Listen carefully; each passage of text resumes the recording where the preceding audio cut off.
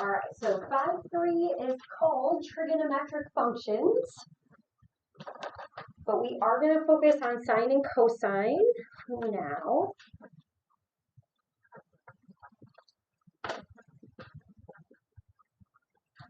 Okay, so we're going to be graphing today the sine and the cosine, and then we are going to identify the amplitude, the period, and the phase shift. Okay, so this is a no calculator section.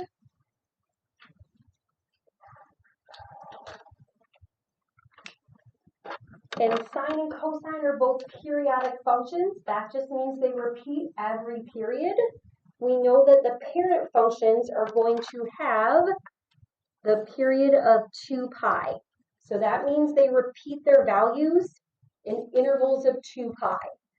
When we sketch the graph, we are first going to graph one period, and then we're going to continue the pattern. So when you're deciding what points you should choose, when you guys were looking at decimals yesterday, you guys saw some of these decimal points, that root 3 over 2 or the root 2 over 2. Okay, when we graph with the patterns, we want to make that as simple as possible. So we're going to focus on the points at 0, at pi over 2, pi, 3 pi over 2, and 2 pi. And that's because we have whole numbers, and so that's going to be easy for us to graph. So these are related to the unit circle. 0 is right here, pi over 2, pi, 3 pi over 2. And this is a good visual for you to see why you start and end at the same place, because 0 and 2 pi are the same place on the unit circle. That's when it starts to repeat itself. So when you're looking at sine, your y-intercept is going to be at 0, 0. Okay, it's also an x-intercept. So there's your start. Okay, the ending value of 2 pi is going to be equivalent to your period. So 2 pi is that period value, that's the end. You're going to do the x-intercept halfway, and then you have a max and a min. And the order in which I gave you those points, that's the same order that you're going to graph them in. The start, the end, the middle, the max, the min. Okay, and so whenever you are graphing one period, your wave is going to look like this. So one max and one min value.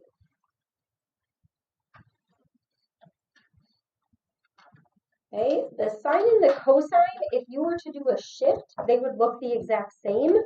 Okay, their points are the same points, they're just in different x values. And when you are graphing your cosine, you actually start at the max. Okay, the period ends at the max. Okay, so again, your period is 2 pi. Halfway is your minimum, and halfway in between those is going to be your x-intercepts. Okay, so that looks like a soft V shape, or sometimes I say it looks like a ram or a longhorn. Okay, so those are the patterns that we're going to use as we look at different transformations of these parent functions. Okay, so when we do these, we are going to include a table just like we did yesterday. We're also going to talk about your standard equations. So the sine curve is y equals a sine of kx. When you did this in a previous textbook, it was b instead of k. Okay, but it's in the same position. Okay, and then the amplitude value is a. They put that inside the absolute value just to remind you that your amplitude is always a positive value. Remember, it's the distance, half of the distance between your max and your min. Okay, Okay, and the period is 2 pi over k. Notice that says where k is greater than 0. So if k is a negative value, again, that is always going to be positive. Okay, so if you see a negative in front, when you're calculating the period, you don't need to take the negative value of k. All right, because there will be one like that in your practice. Okay, so when you are deciding what interval you should graph on, you can use 0 to 2 pi over k, but remember, 2 pi over k is just the period. So you are going to graph from 0 to the end of the period. And then from there, you're going to span your grid. So a lot of times we use the same scale for the graphs when you have a period of 2 pi. What I normally do is take the period and divide by 4. We make it into quarters. Okay, just like how we're taking these points from the unit circle. Do you see how these are quarters? That's why that works out nicely. Okay, you don't have to do it. It's just something you can use if you need something to follow. Okay, and then we're going to label the units under the graph. So some of you already did that yesterday. If not, we're just going to make an adjustment. And it's just so we can see our graph clearly and those units clearly. Okay, so your book directions are going to be a little bit different. I want you to follow these directions. I want you to graph and I want you to box in one period. Okay, when you box in one period, I want you to do that with a highlighter. And then we'll model that together.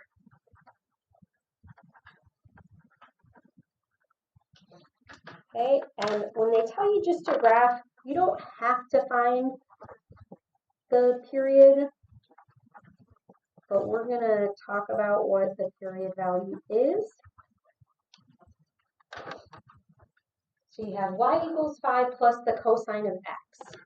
Okay, to find the period, you do 2 pi over the k value.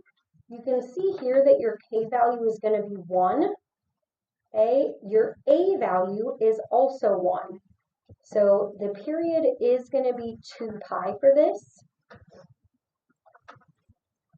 Once you know what your period is, you are going to create your table. Okay, so for everyone, I want you to have a table of 5 values. I want you to have the start. So we're always going to start at 0. We're always going to end at the period. Okay, halfway in between is pi, halfway in between those, pi over 2, and 3 pi over 2. Okay, we're not going to fill the y's yet. We're going to do that in just a moment.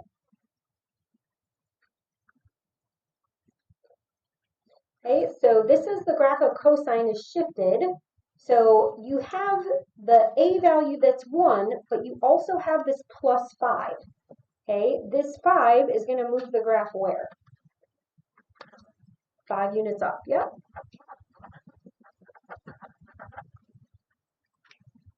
Okay, so one way you can think of this is think of your original function of the cosine of x. Okay, you don't have to write this down. We're just going to use it as a reference. I know some of you already have it memorized. Some of you might want to write it down when you're doing your work. That's fine. So for the cosine, it's 0, 2 pi, pi over 2, 3 pi over 2. You start at the max, you end at the max. Halfway is the min, 0 and 0. You just show me on your hands real quick, 0 to 5. 0 being you don't know where those points come from. 5 being you could write that out in your sleep. Like we know those points very, very well. Okay, so once you have that, if you're moving 5 units up, does that affect the y-axis or the x-axis? You're going up. Is that x or y? It's y. Okay, so if you're going 5 units up, you're going to add plus 5 to the y coordinates. Okay, so if we do that, we're just adding 5 to each of these. These are going to be our y coordinates for this chart here. Okay, so if I do 1 plus 5, I get 6. This is the max. And when you start at 6, that's also going to be where you're going to end. 0 plus 5 is going to be 5. And then just be careful here, because sometimes people will be like, oh, if the max is 6, then this is negative 6, but it's not, okay? Because you're shifting it up 5 units. So when you're shifting that, this is going to be 4. Okay, and then on this trig paper, I know it only goes up to 5. I don't care if you either add another one or we can go by 2s. When you go by 2s, I know that you just have to pay special attention. I'm going to do mine in pencil first. Okay, so at 0, I'm at 6. Oh, sorry, I forgot to label mine. So we're going to label our units below. So pi over 2, pi, 3 pi over 2, 2 pi. Usually I do space them out every other one, the units. Okay, that's a very standard scale to use. So really, each unit here would be pi over 4. Okay, at pi over 2, I'm at 5, which is halfway. And I feel ones like this are just a little bit harder to graph because it's going to be really skinny here.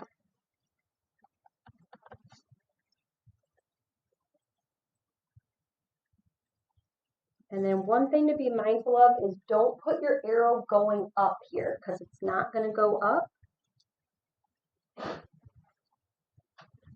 And then at negative pi over 2, I'd be back at 5.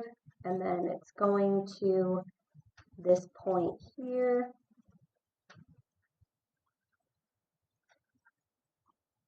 Okay, and then like I said, I know that one is hard to graph. That one doesn't look so great. The one I did earlier looks a little bit better. So if you prefer like adding one here to get to your 6, that would be fine as well. Okay, the rest of them are going to be a little bit easier to draw, but you did have that shift, so we're moving that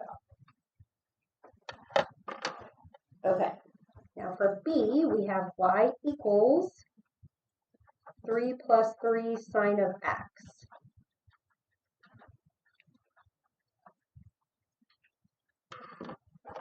So can you guys see again that that k value is going to be 1?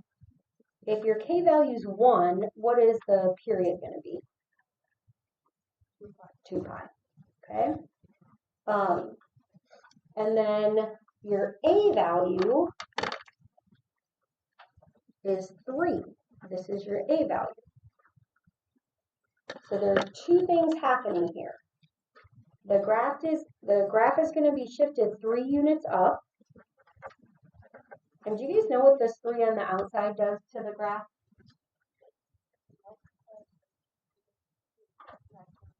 Yeah, it is. It's going to multiply the maximum minimum by 3, and we call that a vertical stretch. So it's vertically stretched by 3. I started to write the B for 5. So it's vertically stretched by 3. So what that means is if you have something that affects the y-coordinate, vertically stretched, and 3 units up, you're going to follow your order of operations. So you're going to have to multiply by 3 and add 3 to the y-coordinates. Okay, because both of these are vertical transformations. Up is a vertical transformation. Multiplying by a value, the y value, the vertical stretch.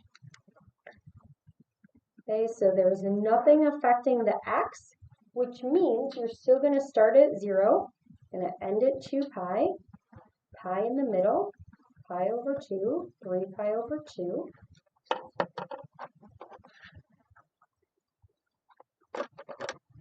And so if you want, you can label your graph the same way we did before for your x's.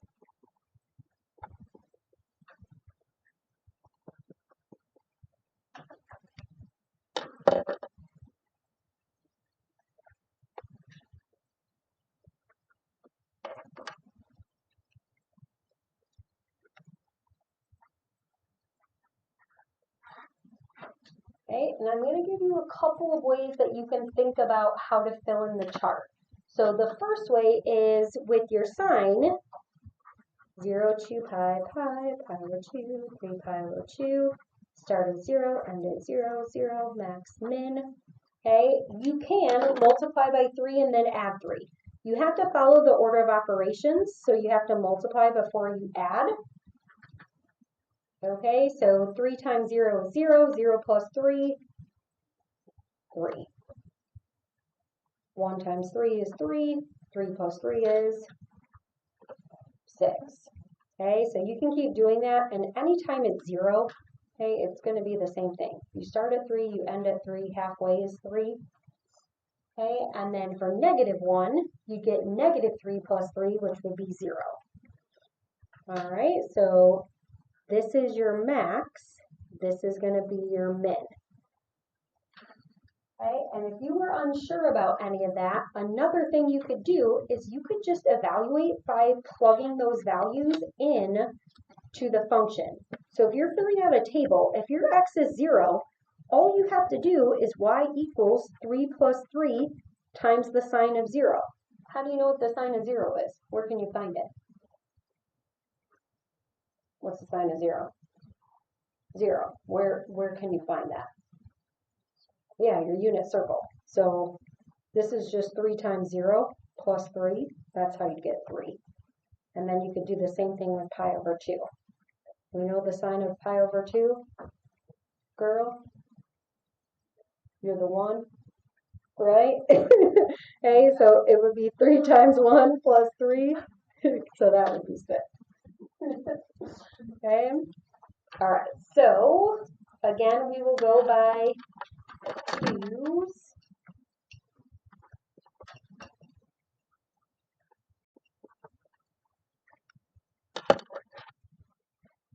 Oh, and the last one, we forgot to box in one period. By we, I definitely mean me. Hopefully you guys remembered. So if you're boxing in one period, I just want you to box it in from 0 to 2 pi.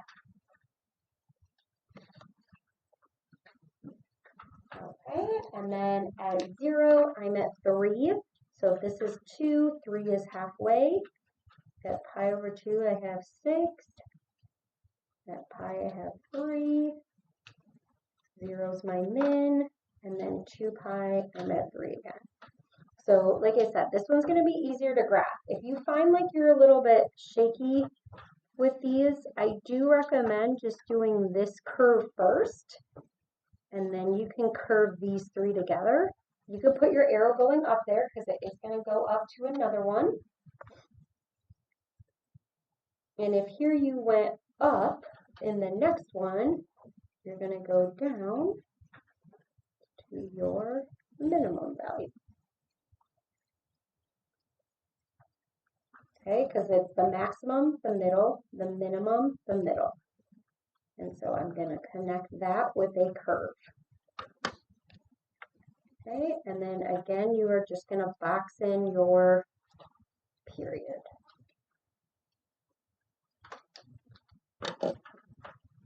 Okay, so if your period is 2 pi, you're boxing in 0 to 2 pi. But of course, our period cannot always be 2 pi. We are going to have some transformations. And you looked at some of those yesterday. Today, we are going to start with the function f of x equals 1/2 cosine of 4x. Notice the directions are a little bit different in this one. It does ask you to find the amplitude and period. So there are going to be some where you don't have to write those out, but you can. They just are going to help you graph it. But for these, you definitely need to do that. And then we're still going to box in the one period with a highlighter. Okay, so your amplitude is always multiplied by the trig function. So your amplitude in this case would be 1/2. When you are calculating your period, you have to know what your k value is.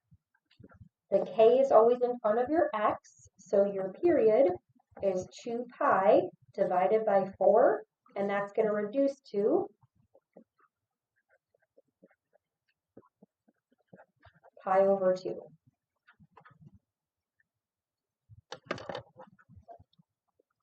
So now when you are doing your table, we're going to start at 0, and then you're going to end at the period.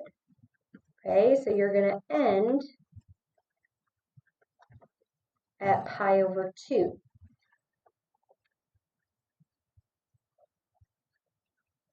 And then you always find the halfway. So pi over 2 is the same thing as a half. What's half of a half? 1/2 times 1/2 is 1/4. So this is just pi over 4. So that's your halfway. And then what's halfway between 0 and a 4? What's half of a 4? An 8. Because you just multiply by 1/2. Okay, so that will be pi over 8. Now that tells you what your scale is. So this goes 0, 1 pi over 8, 2 pi over 8 reduces. So the next blank is going to be 3 pi over 8, and then 4 pi over 8 reduces as well. So when you're thinking of your scale, okay, you can go every other one. For this one, I just want to show you how the frequency does change that. So this is 1 pi over 8, the 2 pi over 8, the 3 pi over 8, 4 pi over 8, which reduces. You don't have to label every one. I'm just doing this for this one. So 5 pi over 8, 6, 7, 8 pi over 8 is pi.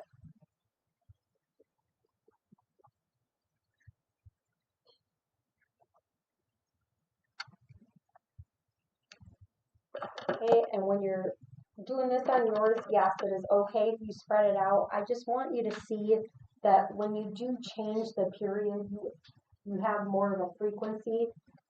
Okay, but I let you manipulate the x values to make that easier for you to graph. Okay, so when you have your start value for cosine is the max. What is our max value going to be here? So look and see what you have in front. See how you have the 1/2? So you would take the cosine values and multiply by a half. So if it's normally 1, 1 times 1/2 is 1/2. So you start at 1/2, you end at 1/2. You start at the max, you end at the max. And then halfway should be your minimum. So your minimum is just -1 times 1/2, -1/2. And then halfway in between those is going to be 0, because 0 times 1/2 is still going to be 0. Okay, so you can decide if you want this to be 1/2 or if you want to go every other one. I know that sometimes it's just easier to graph when you spread those out more, so I'm fine with that. So at 0 and 1/2, again, if you already did it a different way, that's fine. So 0, -1/2, 0, your max. Okay, and then we're going to curve those through. And then you see that shape that we highlighted on the front? There it is. And then you just continue your pattern. So you're always going to span your grid.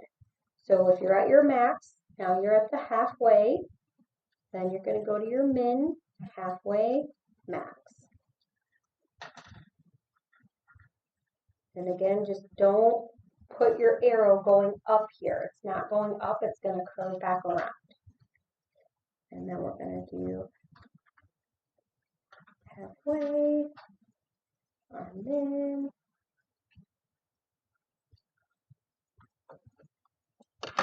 Okay, so we really want to practice on getting those curved edges. You don't want sharp edges there. And then when you box in one period, it's going to go to pi over 2.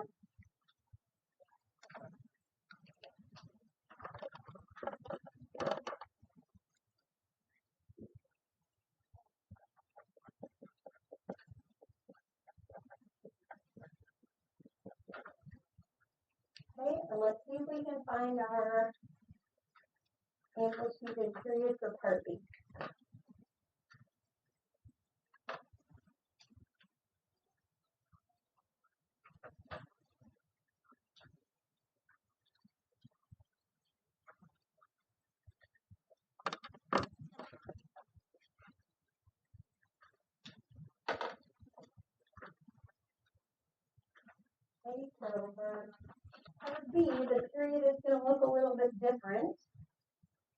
that's okay.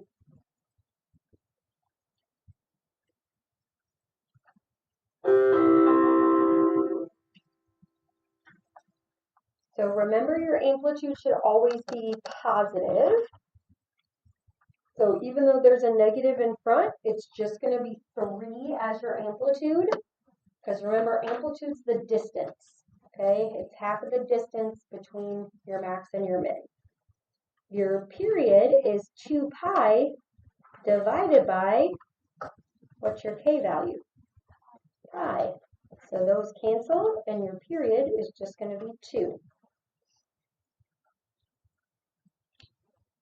Okay, it really is almost the exact same as the ones we did at the beginning, except instead of 2 pi, you just end at 2. Halfway would just be 1. Half of 1 is 1/2. Instead of 3 pi over 2, you can just write 3 over 2. So because this is sine, you always start at the x-intercept. So if you have -3, doesn't matter, you're still going to be at 0 when you multiply, 0 at the end, 0 halfway. But now, you usually start at your maximum. But if I multiply my maximum value of 1 by -3, I'm going to get -3. And if I multiply -1 by -3, I get a +3. So anytime you have a negative in front, what does it do to your max and your min? It flips them. Yep, so this is going to be a reflection.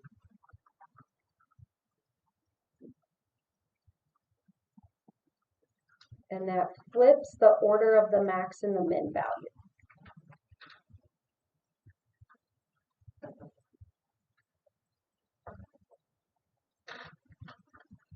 Okay, so that's why we go now to the minimum and then to the maximum.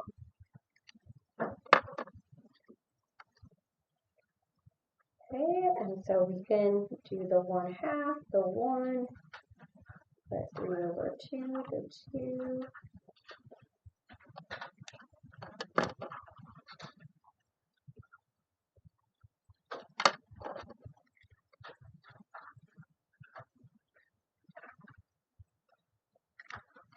Okay, so I have 0, 0, then I'm going to -3, 0, +3, 0.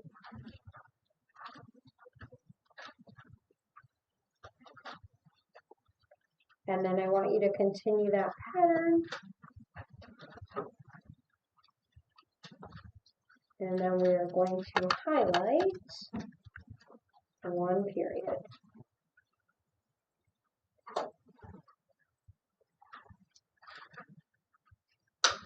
Okay, so for your homework, I'm giving you the gift of graph paper. I have the numbers that you need to do on this sheet. Okay, there are 10 total. There's 2 on the back, but there are some blank ones. So if you do make a mistake, you have a few extra ones. Okay, I'll also post a blank sheet on Google Classroom in case you need it. Okay, and this one is mandatory in your Google Classroom by 7:40 tomorrow. And I'm also going to put the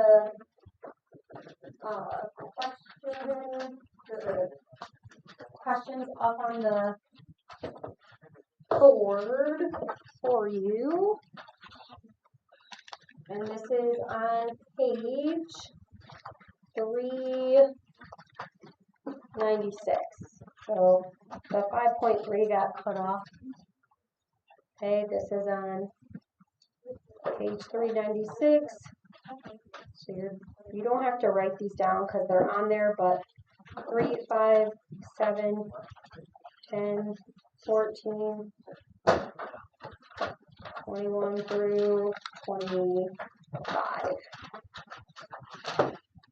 Okay, and then I'll put the problems up on the board, so if you want to just copy down the problems, you can. So again, I want you to box in with a highlighter and then a table for each, okay? So box in one period with a highlighter.